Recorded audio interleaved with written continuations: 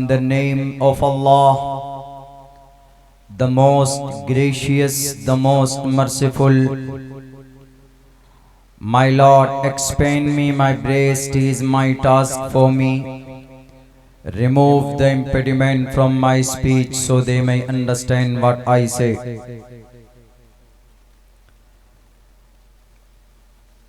त्रिशदशो दशवर्षा भार्गोविन्देन नग्निकाम् एकविंशतिवर्षा वा सप्रावर्षा वाप्नुयात्।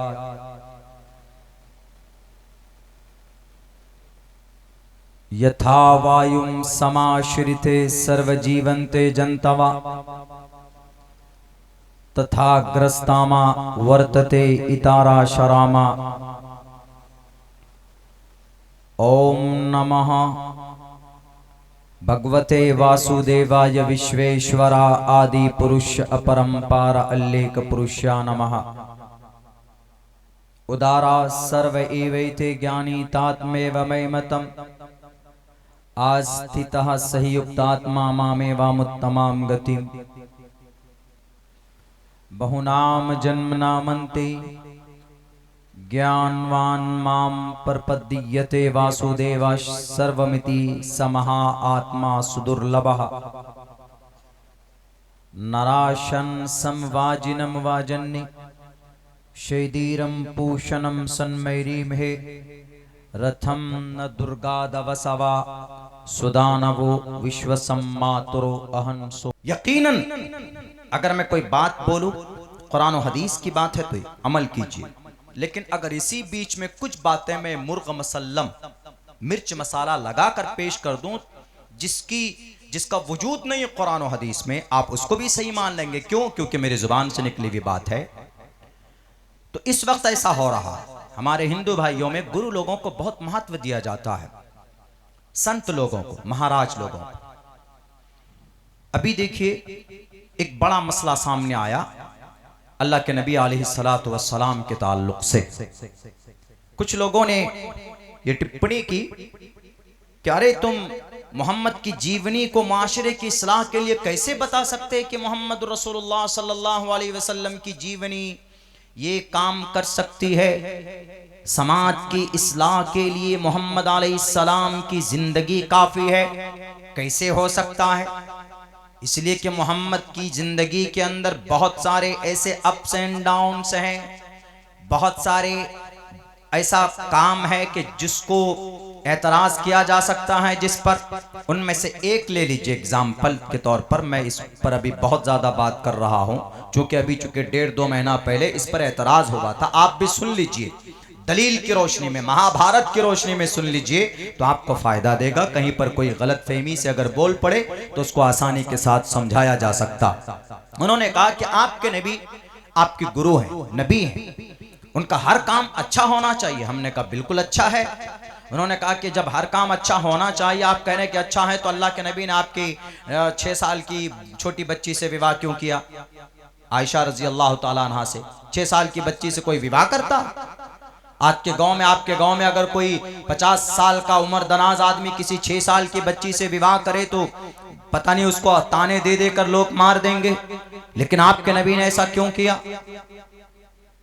तो उन्होंने बाज़ाब्ता स्टेटमेंट दिया, नेट में आकर, सोशल मीडिया के सामने में आकर के कहा कि आपके मोहम्मद ने 6 साल की उम्र में, बच्ची छोटी है, जबरन निकाह किया और फिर 9 साल की उम्र में पकड़कर जबरदस्ती खींचकर लेकर आए घर पे। ये बेटी पर, नारी पर अत्याचार नहीं तो क्या? हमने कहा you don't have much more knowledge about that. आपको इसके बारे में ज्यादा जानकारी नहीं है। पहली बात तो अम्मा आयशा से विवाह मोहम्मद रसूलुल्लाह ने जबरन नहीं किया, बल्कि निकाह पढ़ाने वाले अबू बकर सिद्दीक, आयशा रजी अल्लाह ताला अन्हा के अब्बा मोहतरम अबू बकर सिद्दीक, और फिर 9 साल की उम्र में जब अल्लाह के नबी खुद से नहीं लेकर गए, बल्कि अम्मा आयशा जब 9 साल की हो गई तो अबू बकर सिद्दीक ने आकर कहा कि अल्लाह के नबी, आयशा बड़ी हो गई यानी बालिग हो गई है, आप ले जाएं अपनी बीवी को। तो अल्लाह के नबी ने कहा कि आई हैव नो मनी, मेरे पास महर के पैसे नहीं हैं। इससे पता चलता है कि महर के पैसे देना दैट इज ए कंपल्सरी। आज जो हम लोग महर के पैसे नहीं देते, माफ करवा लेते हैं जबरन, नॉट गुड हैबिट, अच्छी चीज नहीं है। माफ मत कराइए, दीजिए। महर इतने बात ये कि जिसको आप पे कर सकें, दे सकें, बीवी का हक है। वरना अगर बीवी पहली रात में अगर कहे शबे जुफाफ, उस रात में अगर एहतिजाज पर धरने पर बैठ जाए, महर के पैसे नहीं देंगे तो दरवाजा बंद नहीं आ सकते मेरे पास, तो वो जायज है उसके लिए, बीवी का हक है। अगर आप 5 दिन नहीं देते हैं, बीवी अगर मना करे तो उस पर कोई गुनाह नहीं है। उलमा बैठे हैं, पूछ लीजिए। और कहकर माफ करवाना कि madam you are my life, 2-4 मीठी मीठी बातें उस रात को करके अब मोहतरमा तो समझती हैं कि माई राजकुमार, हमारा सब कुछ यही है। अब वो आकर बेचारी माफ कर, ठीक हमने माफ कर दिया।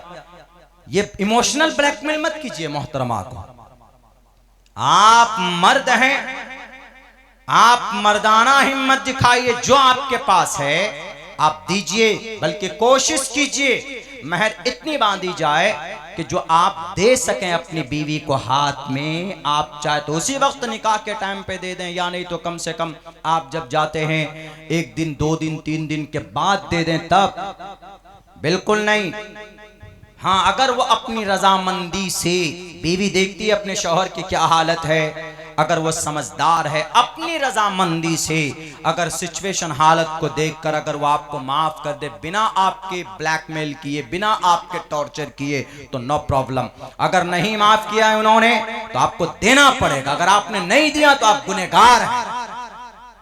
अल्लाह के नबी अलैहिस्सलाम ने कहा है नो मनी, मेरे पास पैसे नहीं है। 400 दीनार तय किए गए, महर तय करने वाले अबू बकर सिद्दीक है। तो अबू बकर सिद्दीक ने कहा कि ठीक है, कोई बात नहीं, मैं आपको देता हूं 500 दीनार लीजिए, 100 दीनार में अच्छा बढ़िया डेकोरेशन कीजिए, उसके हिसाब से, उस जमाने के हिसाब से। आज के तरह नहीं खामखा 2-2, 3-3 लाख रुपए तो शादी के स्टेज पर जिसमें दूल्हा दुल्हन बैठेंगे उसको सजाते, ऐसा नहीं। आप अलैहिस्सलातु वस्सलाम को 500 दीनार अबू बकर सिद्दीक ने दिए कि 400 दिरहम, 400 दीनार आप अपनी बीवी को देन महर दे दीजिए, बाकी अपनी बीवी को लेकर आए आप। अम्मा आयशा सिद्दीका को 9 साल की उम्र में अबू बकर सिद्दीक की तरफ से जब इशारा मिला, इजाजत मिली, तब मोहम्मद रसूलुल्लाह लेकर आए। ये भी गलत है कि अल्लाह के नबी ने जबरदस्ती निकाह पढ़ा और जबरदस्ती बीवी लेकर बनाकर लेकर आए, तो गलत। ये जहन में मजमून रखना मेरे नौजवानों, सिर्फ वो गाने और म्यूजिक और वेब सीरीज और फिल्में याद मत रखना। ये याद रखोगे नबी की सुन्नत के बारे में, नबी की जीवनी के बारे में, उसको नॉलेज में लाओगे तो इंशाअल्लाह तबारक व तआला जहन कुशादा होगा और दिमाग के अंदर में बरकत होगी। अल्लाह तबारक व तआला के पाक नबी सल्लल्लाहु अलैहि वसल्लम की अम्मा आयशा से निकाह का ये बाज़ाब्ता रिवायत में मौजूद है। तो उन्होंने कहा कि अरे देखिए, है रिवायत में मौजूद है, हम झूठ थोड़े ना बोल रहे हैं। आपके नबी ने 6 साल की उम्र में विवाह किया और 9 साल की उम्र में बीवी बना कर लेकर आए। अब उनको कैसे समझाएं? गुरुजी को महाराष्ट्र के थे ना, एक नाम नहीं लूंगा, आप लोग खुद ही उनका नाम जानते होंगे, एक बड़े महाराज हैं। अभी 1.5-2 महीना पहले स्टेटमेंट दिया बड़ा, जिसमें एक बड़ा नेता 17,000 गाड़ी लेकर जो मुंबई पहुंचा था, उसी को अरेस्ट करवाने के लिए, भले ही उनकी गिरफ्तारी नहीं हुई क्योंकि वहां के जो चीफ मिनिस्टर साहब थे उन्होंने कहा कि तुमको कोई हाथ नहीं लगाएगा बाबा जी, अगर कोई हाथ लगाएगा गुरु महाराज साहब हम उसके हाथ को काट देंगे। 75 जगहों के ऊपर FIR हुआ, फिर भी वो जेल में नहीं गए। मौलवी अब्दुल्ला लफ्ज़ अगर कुत्ता बोल दे तो 10 महीना जेल में भरना पड़ता। ये दोहरी पॉलिसी बैरक। वो कुरान पर, हदीस पर एतकाद नहीं रखते। किस पर विश्वास है हमारे हिंदू भाइयों का? पहले वेद पर, ऋग्वेद, यजुर्वेद, सामवेद, अथर्ववेद, रामायण, महाभारत, गीता, उपनिषद, पुराण, भविष्य पुराण, मत्स्य पुराण, कल्कि पुराण, भागवत पुराण, बहुत सारे पुराण। तो हमने जब इसके ऊपर एनालिसिस किया, तहकीक की, हमने कहा कि ढूंढना चाहिए कहीं ना कहीं तो अल्लाह के नबी के इस फ़ैल को ज़रूर दर्शाया होगा। ऋषि मुनि 4000 5000 साल पहले जो किताबें ली गई, 3100 साल पहले महाभारत लिखी गई, वो रफ़ाना अला का जिक्र, ए अल्लाह के नबी हम आपका तज़किरा बुलंद करेंगे, इसके तहत कहीं ना कहीं इशारा मिलता है कि हर किताब में नबी का चर्चा मौजूद है। जब हमने पढ़ना शुरू किया तो हमने पढ़ा, हमें वो मंत्र मिला, हमें वो श्लोक मिला जिसके अंदर कहा गया त्रिशदशोदश वर्षा भार गोविंदे नग्निकाम एकविंशति वर्षा वा सप्रा वर्षा वाप्नुयात। मंत्र पढ़ रहा हूं आपको खुश करने के लिए नहीं, नॉलेज दे रहा। मेरे नाम के साथ चतुर्वेदी जोड़ा देके, कासमी हटा करके। अराकीन जलसा, आप काबिल तारीफ हैं, आपने बहुत अच्छा प्रोग्राम सजाया है। मैं कासमी हूं अल्हम्दुलिल्लाह। चतुर्वेदी मत लगाइए, वेदों का ज्ञानी लगाना है तो अठरवेदी लगाइए, फिर पूरा नाम दीजिए, एकदम हाफ नाम दे रहे हैं। खैर, उसकी मैं उसका भूखा भी नहीं हूं, कुछ भी मत लगाइए, अब्दुल्ला सालिम कासमी लगा दीजिए। चूंकि दारुल देवबंद का मैं तालिब इल्म हूं, वो निस्बत मेरे लिए बड़ी अच्छी रहेगी। तो खैर, तो वो जिस किताब को मानते हैं, वो गुरुजी कौन सी किताब को मानते हैं? महाभारत को मानते हैं। तो हमने महाभारत पढ़ना शुरू किया। तो महाभारत में हमने देखा त्रिशदशो दश वर्षा, एग्जैक्ट वही बात जो नबी पाक अलैहिस्सलाम की जीवनी में जो अम्मा आयशा के ताल्लुक से है। अगर आप उसको कुरान पढ़कर हदीस की तशरीह करेंगे, हदीस की तशरीह क्या करेंगे कि अम्मा आयशा 9 साल की उम्र में बालिग हो चुकी थी, क्योंकि 1458 साल पहले वहाँ के आबो हवा, वहाँ की फिजा कुछ अलग है। उस वक्त इलाके में ज्यादा गर्मी होती थी, तो गर्म इलाके में बच्चियां जल्दी बालिग होती है।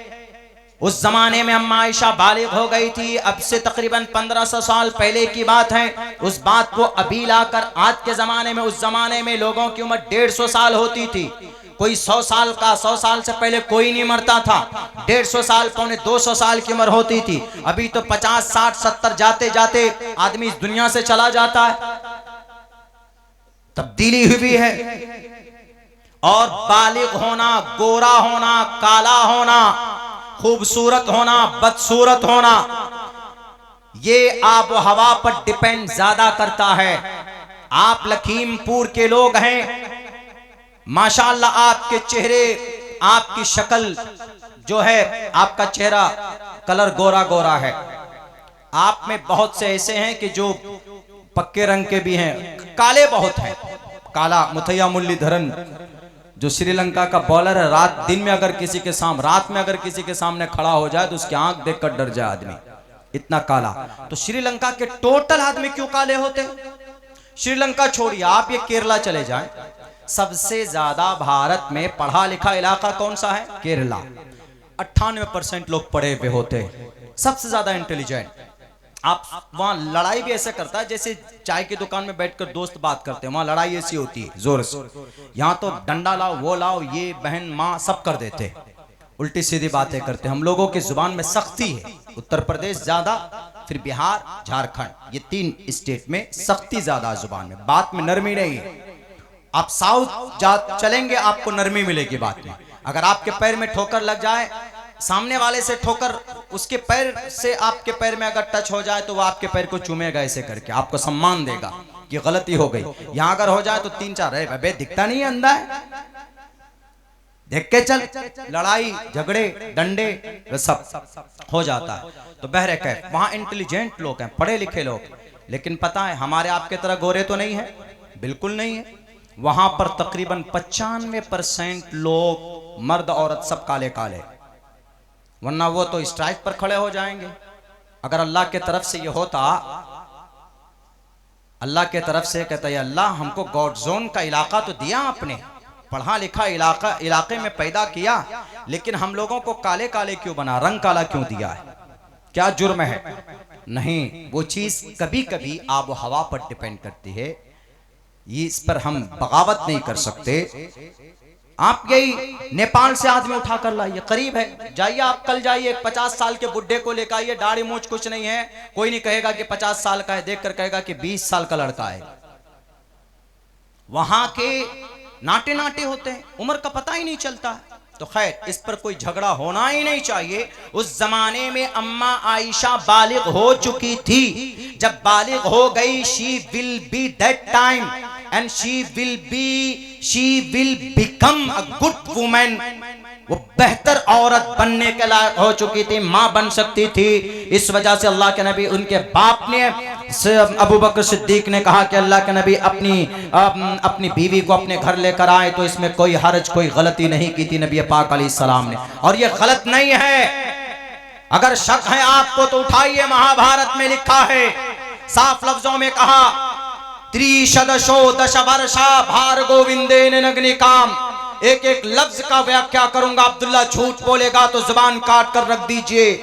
त्रिशदशो 30 बरस का मर्द, 10 वर्षा 10 बरस की लड़की से, त्रिशदशो 10 वर्षा भार गोविंदेन नग्निकाम, उनसे नग्नी कर सकता है यानी विवाह कर सकता है। वो भी ऐसी औरत, ऐसी लड़की 10 साल 10 वर्षा भार को, जिसको हैज का खून ना आया हो।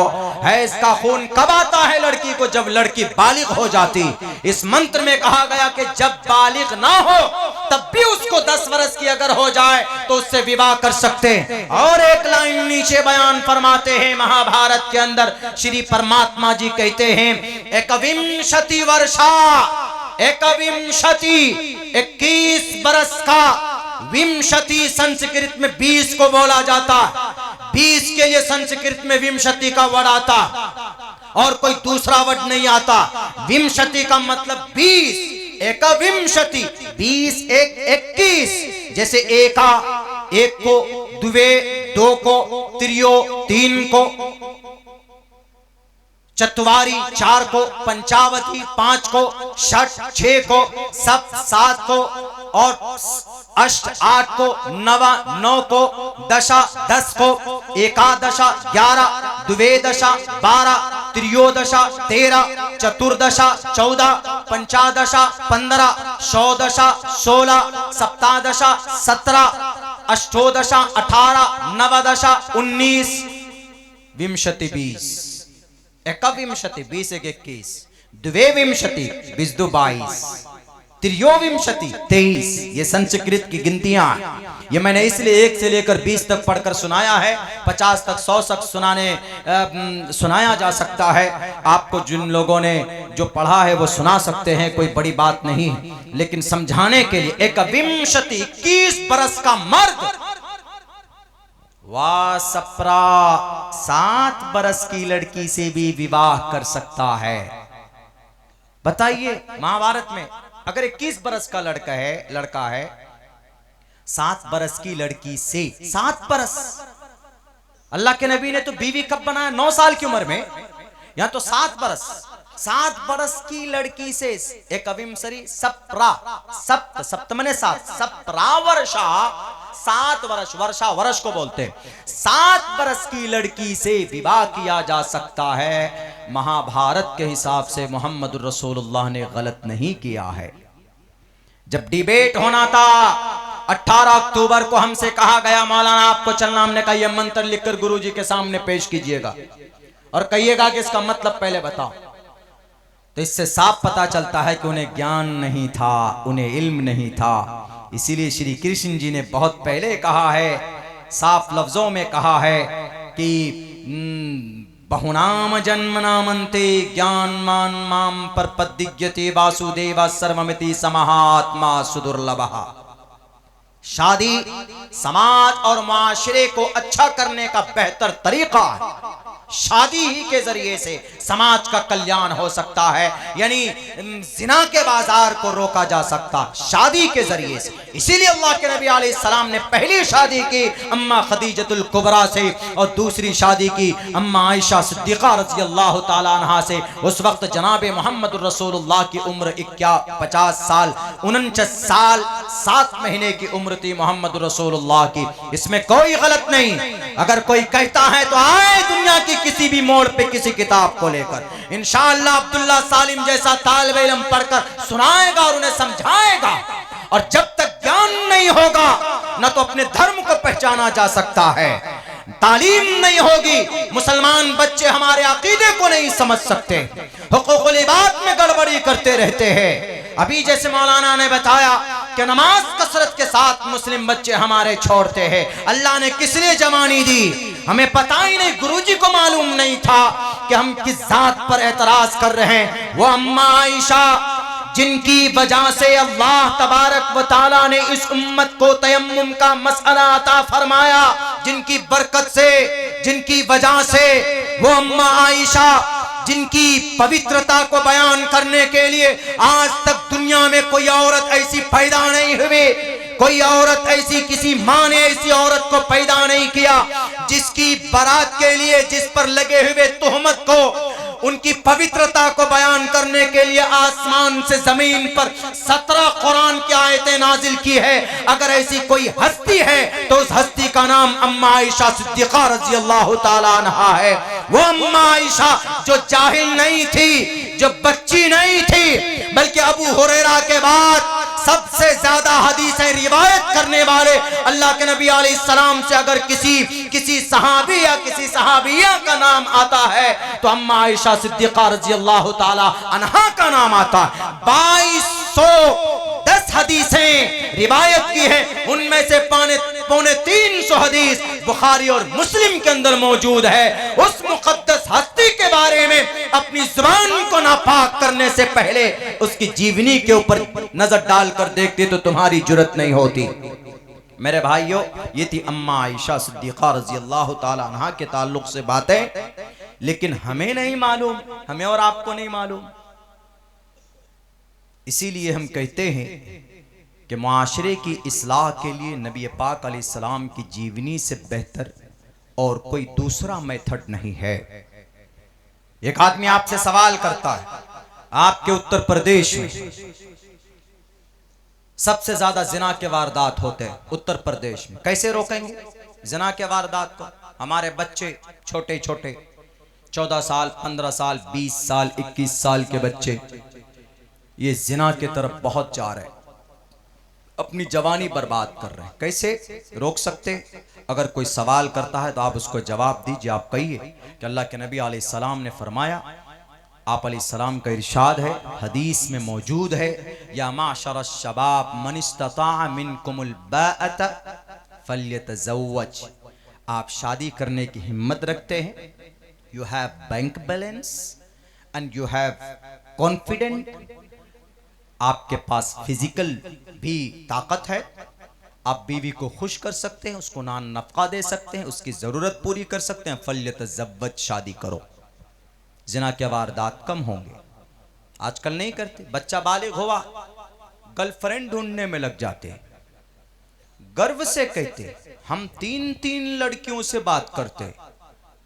अभी 3-4 रोज पहले हमें निकलना था, आमरपाली में टिकट था, बैठे एक नौजवान, उसकी लड़की कोई दोस्त होगी, क्या है नहीं है, 3.5 घंटे तक मुस्तकिल वीडियो में बात करता रहा। क्या बात है? अच्छा ये बताओ, तुम्हारे यहां पेड़ से पत्ते झड़ते हैं क्या? ये कोई बात?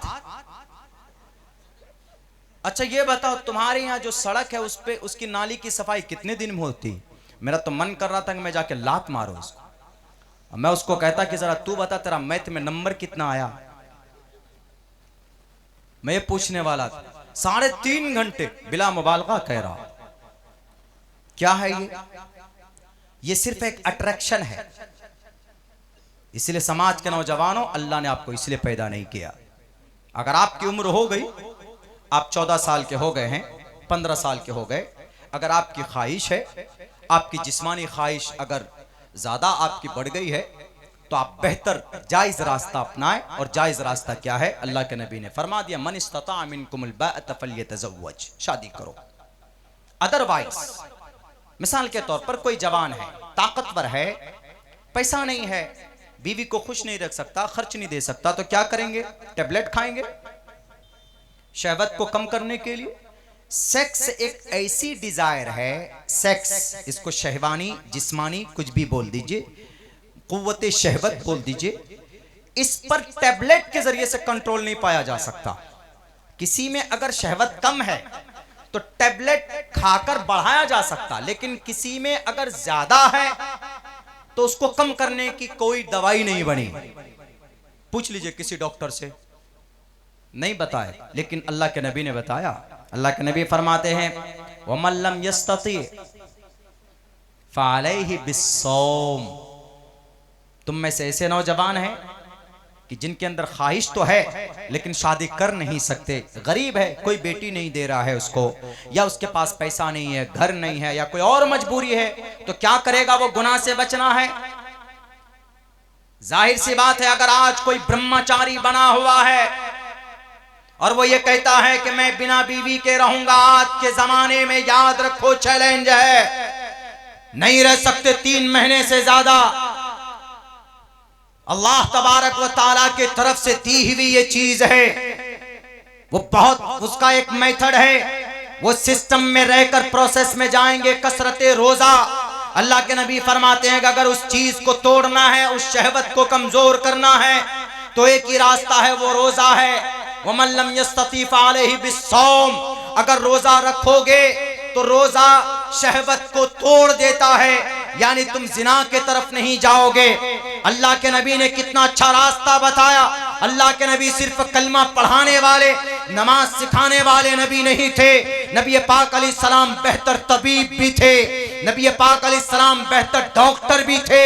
नबी पाक अलैहिस्सलाम MD डॉक्टर, हर तरह की चीजें इस समाज को बेहतर और तक़वियत कैसे पहुंचाई जा सकती है, वो सारी चीजें नबी पाक अलैहिस्सलातु वस्सलाम बता करके गए हैं। मेरे भाइयों, मैंने इसलिए ये हदीस पढ़ी है क्योंकि अगर कुछ लोग कहते कि नबी की जीवन, हमारे बड़े बड़े हिंदुस्तान के अंदर सनातन धर्मी गुरु अगर वो कहते हैं कि नबी पाक अलैहिस्सलातु वस्सलाम की मुकम्मल जिंदगी पर अमल किया जाए तो हम समाज की बुराइयों का खात्मा नहीं कर सकते हैं, गलत बात। हमारे नबी की ये हदीस खुद मनुस्मृति में मौजूद है और यूं कहा गया, यथावायुम समाश्रिते सर्वजीवन्ते जंतवा तथा ग्रस्तामा वर्तते इतारा शरामा। ए नौजवानों, वहां हदीस में क्या है? या माशर शबाब, ए नौजवानों की जमातो। यहाँ पर है यथावायुम समाश्रिते सर्वजीवन्ते जंतवा। जिस तरीके पर हवा इंसान की जिंदगी के लिए जरूरी है, ऐसे ही एक खुशहाल जिंदगी के लिए एक शादीशुदा जिंदगी जरूरी, जो नबी पाक अलैहिस्सलातु वस्सलाम ने बताया है और इस समाज को बेदार किया। इसीलिए जिना के वारदात को कम करना हो तो हमारे नौजवानों, कोई गलत रिश्ता मत बनाओ अपने समाज की बेटियों के साथ, बल्कि निकाह वाले रास्ते को अपनाने की कोशिश करो। नबी पाक अलैहिस्सलाम पर कुर्बान होना चाहिए दुनिया को। उन्होंने आज के इस पुरफितन दौर में अगर जिना के वारदात को कम किया जा सकता है तो सिर्फ एक ही रास्ता है, वो मोहम्मद रसूलुल्लाह सल्लल्लाहु अलैहि वसल्लम का रास्ता। हर 45 सेकंड में, हर 1 मिनट में 45 रेप होते भारत के अंदर, मुल्क हिंदुस्तान में। कैसे रोका जाएगा? कौन सा तरीका है? कोई ऑप्शन और कोई मेथड नहीं है। भारत के कानून के पास, हमारे इंडियन संविधान में कोई कानून नहीं है कि जिना को कैसे हम कम कर सकते। लेकिन मेरे नबी ने बताया, नबी पाक अलैहिस्सलातु वस्सलाम की 70 हदीसें मौजूद है, कुरान करीम की 7 आयतें मौजूद है कि अगर इस पर अमल करोगे तो 45 वारदात 1 मिनट में जिना के नहीं होंगे, बल्कि हर 45 मिनट में एक जिना भी नहीं होगा। वो रास्ता कौन सा? वो रास्ता ये है कि मर्द औरत अपनी अपनी निगाह की हिफाजत करें। अगर मर्द है तो नाजायज संबंध ना बनाए, मोबाइल के जरिए से चैटिंग ना करें। जैसे वो लड़का 3-3 घंटे तक अपनी गर्लफ्रेंड के साथ बैठकर वीडियो कॉल में बिजी था। आज हमारा जवान इसी तबाही की वजह से, हमारी ये कौम तरक्की क्यों नहीं कर रही? क्योंकि इसको कुरान और हदीस पर मुकम्मल तौर पर यकीन विश्वास नहीं है। मैं साफ कहता, भारत की धरती के अंदर में उम्मते मुस्लिमा पर यह पहाड़ क्यों तोड़ा जा रहा? कभी आपकी मस्जिदें तोड़ी जा रही, कभी आपके मदारिस के ऊपर, कभी उस पर पाबंदी लगाने की बात की जाती। जिम्मेदार कौन है? हम और आप। आपके उत्तर प्रदेश में 23,500 मदरसे, 23,500 मदरसों में 13.5 लाख बच्चे पढ़ते उत्तर प्रदेश में। मदरसे, ये मदरसे, उनमें से अभी 5 महीना पहले हाई कोर्ट का क्या जजमेंट था कि madrasa act, this is illegal, the madrasa act will be finished, will be remove from the Indian constitution, इसको निकाल देना चाहिए, खत्म होना चाहिए। किया था, हाई कोर्ट ने जजमेंट दिया था। आपको पता है कि हाई कोर्ट में PIL किसने दाखिल किया, याचिकाकर्ता कौन था? आप कहेंगे कि यहां की गवर्नमेंट, NCPCR या कोई हिंदू? बिल्कुल नहीं। 5 याचिकाकर्ता थे, उन 5 में से 4 याचिकाकर्ता मुसलमान थे, जिन्होंने आपके मदरसे को बंद करने के लिए हाई कोर्ट के अंदर में याचिका दाखिल की। उनमें से एक तो मोहतमिम है नालायक, जिला सहारनपुर का। 560 मदरसे गवर्नमेंट की तरफ से फंड किए जाते, लेकिन फिर भी अल्लाह किसी न किसी ज़माने में, अल्लाह तबारक व तआला हर ज़माने में किसी न किसी को हक बनाकर पेश करता है। तो सुप्रीम कोर्ट को हक बनाकर पेश किया और उन्होंने कहा कि मदरसा लीगल है, क्योंकि Indian constitution according to the article 30 में लिखा है, all minorities whether based on religion shall have the right to establish and administer educational institutions of their choice. Bharat के मुसलमान, यहाँ के दलित, इन दोनों के लिए, सिर्फ दलित और मुसलमान के लिए वो अपनी मर्जी से मदरसा और इदारा चला सकते हैं, उन्होंने कहा। लेकिन अफसोस है, कौन है याचिका दाखिल करने वाला? टोपी और दाढ़ी वाला। उन्हें बताओ उन जालिमों को, नालायकों को, अगर ये मदरसा नहीं होगा तो शरीयत का नाम लेने वाला कोई बाकी नहीं होगा। अगर ये मदारिस नहीं होंगे तो उलमा कहां से लाओगे? मदारिस नहीं तो मुफ्तियाने किराम कहां से लाओगे? मदारिस नहीं, मकातिब नहीं तो हमारे बच्चों को अकीदे की तालीम कौन देगा? इसीलिए मदरसा जरूरी है। भारत की जमीन पर सिराजुल हिंद शाह वलीउल्लाह मुहद्दिस दहलवी ने कहा था कि इस देश में अगर इस्लाम को जिंदा रहना है तो उससे पहले मदरसों को जिंदा करना होगा। इसीलिए फांसी के फंदों पर लटक कर हमारे उलमाए किराम ने मदरसों को आबाद किया। मदरसा जरूरी, हमारी बदअमली की वजह से और हमारी बेतवज्जोही की वजह से इस उम्मत को नुकसान होता है। एक तो आपने ये मदरसा देखा, दूसरी चीज देख लीजिए, क्या दूसरा एक बड़ा मामला, बड़ी परेशानी क्या आई हुई हमारे इस देश में? वक्फ की प्रॉपर्टी। इस पर बात करता हूं, उसके बाद आप लोग अपने महबूब शुअरा को सुने, मैं भी सुनूंगा।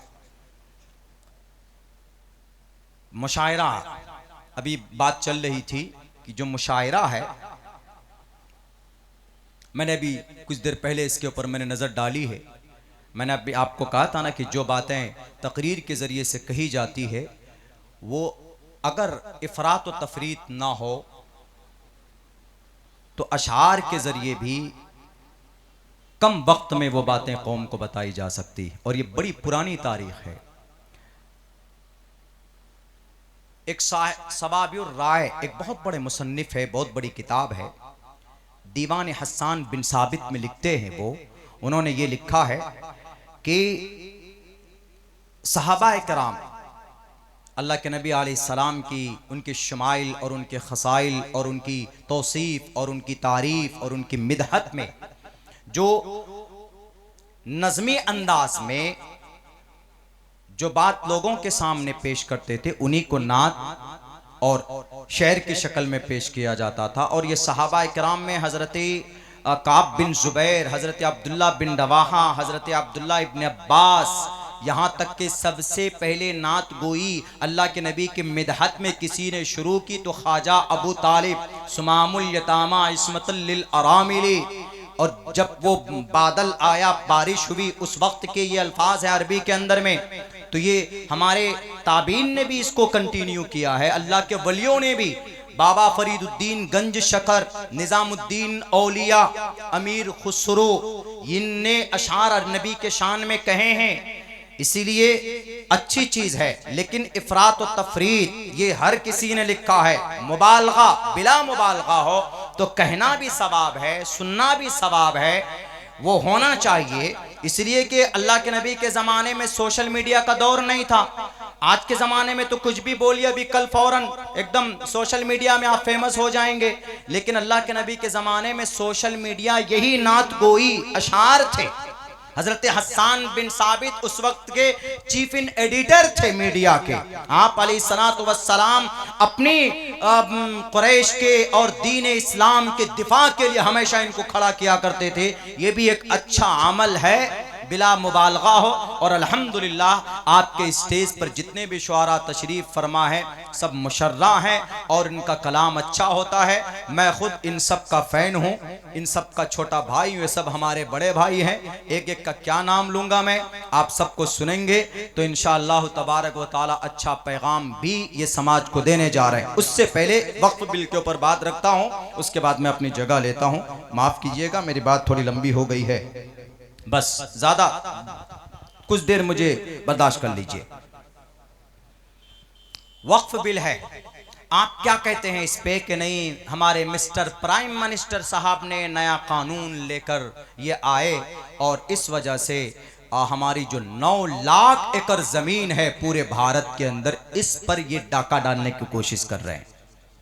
ठीक है, मानते हैं उनकी नीयत कुछ भी हो सकती है, उनकी नीयत को हमने या आपने या किसी ने नहीं देखा, लेकिन अलबत्ता जो चीज़ें हैं सियाक़ व सबाक़ से we can gauge them their all teams, उनकी पूरी टीम को हम अंदाजे में जांच सकते हैं। लेकिन ये नौबत आई कैसे? ये नौबत और हमने और आपने, हमारे और आपके चेयरमैन ने पैदा किया है। वक्फ बोर्ड दुनिया की मुसलमानों की सबसे वक्फ प्रॉपर्टी की बोर्ड है भारत के अंदर, सबसे बड़ी। 4.5 लाख एकड़ जमीन बाज़ाब्ता वक्फ बोर्ड में रजिस्टर्ड है। अगर आप लिस्ट में निकाल के देखेंगे तो आपको मिल सकता। 9.5 लाख एकड़ जमीन है, जिनमें से आधी जमीन रजिस्टर्ड नहीं है, लेकिन है वक्फ की जमीन। वक्फ की जमीन को कोई बेच नहीं सकता। कोई चेयरमैन बन जाए, कोई किसी को उसका मुख्तार कुल भी बना देगा ना, तो वक्फ की प्रॉपर्टी नहीं बेची जाती। मिसाल से समझिए, आपकी मस्जिद है, आपकी मस्जिद की जमीन वक्फ है।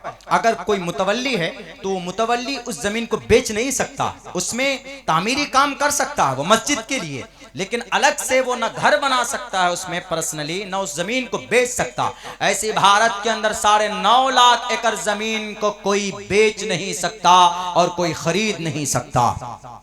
लेकिन ऐसा हुआ है, ऐसा हुआ है, ऐसा इसलिए हुआ, वक्फ की प्रॉपर्टी इतनी है, इतनी वक्फ की आमदनी कहां पैसे आवाम और समाज की मदद के लिए है, वो पैसे वक्फ की प्रॉपर्टी से कितने मदरसे चलते हैं, वक्फ की आमदनी से कितनी मस्जिद की इमामों को तनख्वाह मिलती है, ज्यादा से ज्यादा 5,000 रुपए चंडीगढ़ पंजाब में, उससे ज्यादा नहीं। वक्फ की प्रॉपर्टी की आमदनी से कोई मदरसा दिखा दे हमें कि किसी मदरसे में कोई मदरसा चलता, उसमें वक्फ की आमदनी का पैसा लगता नहीं है। हमारे इमाम को तनख्वाह हमारे समाज के लोग देते हैं, मदारिस उलमाए किराम चंदा करके चलाते हैं, तब मदरसा चलता है। बाकी वक्फ की आमदनी कई कहां पे? वक्फ की आमदनी कुछ गिने चुने लोग जिनको कुर्सी इख्तिदार में बिठाया, वो वक्फ की प्रॉपर्टी को बेचते हैं। मैं बिना तहकीक के कोई बात करने का मैं आदी हूं ही नहीं। जब तक मैं मुकम्मल तौर पर रिसर्च और तहकीक न कर लो तब तक मेरी जुबान से बात नहीं निकलती। अगर अब्दुल्ला झूठ बोलता है तो महाराष्ट्र की तारीख उठाकर देखिए, 1 लाख एकड़ जमीन थी वहां की। 1990 से लेकर सन 2002 तक 11,000 करोड़ रुपए की वक्फ की जमीन बेची गई। बेचने वाला टोपी और दाढ़ी वाला, बेचने वाला मुसलमान, बेचने वाला वक्फ बोर्ड का चेयरमैन। पहले हम मुजरिम बनते हैं। अपने 25-25 हजार रुपए एक फ्लैट का किराया है, रेंट है। वक्फ का जो बिल्डिंगें हैं उनका एक फ्लैट का किराया हैदराबाद, पुणे, मुंबई है, मुंबई महाराष्ट्र के अंदर है। उनका किराया, उनका रेंट 25,000 रुपए।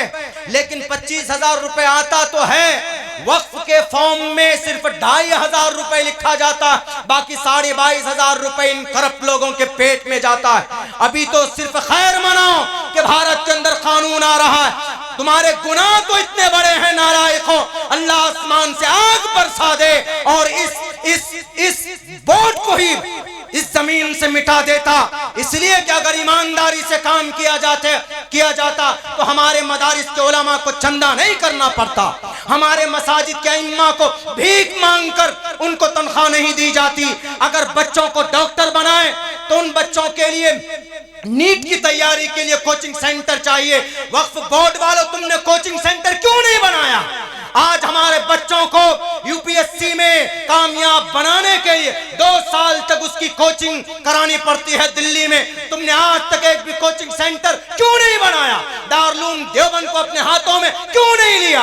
मुजाहिदुल सहारनपुर की तमाम अखराजात अपने वक्फ बोर्ड के पैसों से क्यों नहीं करते हो?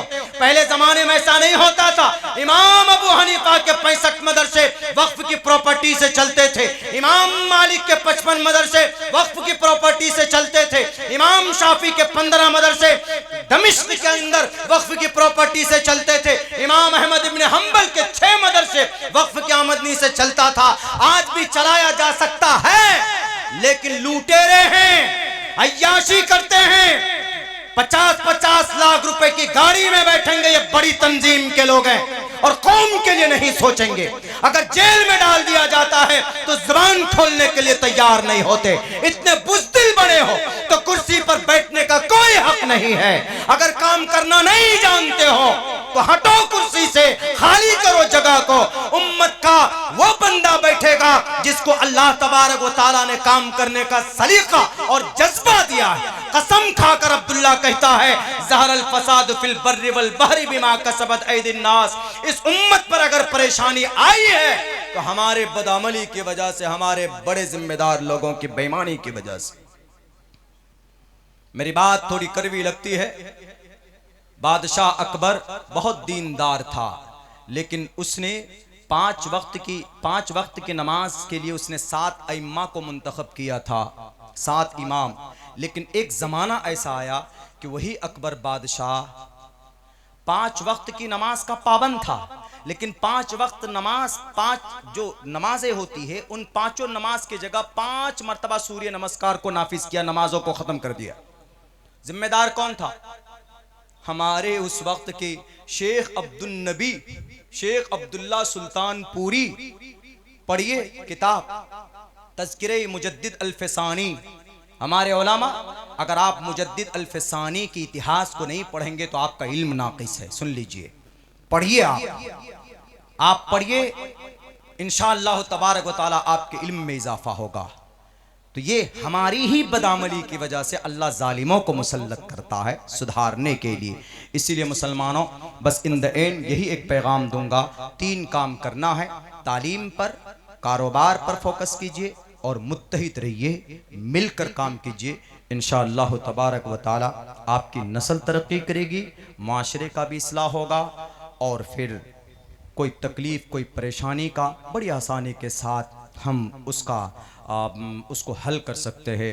बहुत बहुत शुक्रिया, जज़ाकल्लाह। अस्सलामु अलैकुम व रहमतुल्लाहि व बरकातुहू।